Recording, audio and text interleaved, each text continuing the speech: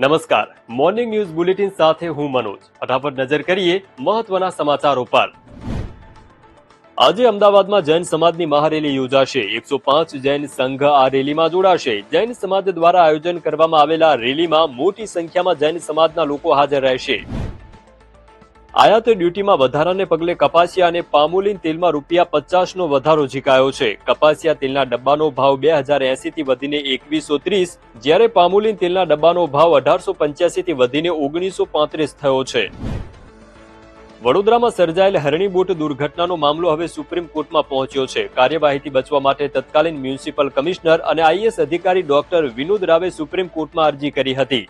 જો કે સુપ્રીમ કોર્ટે પણ ડોક્ટર વિનોદ રાવની અરજી ફગાવી છે.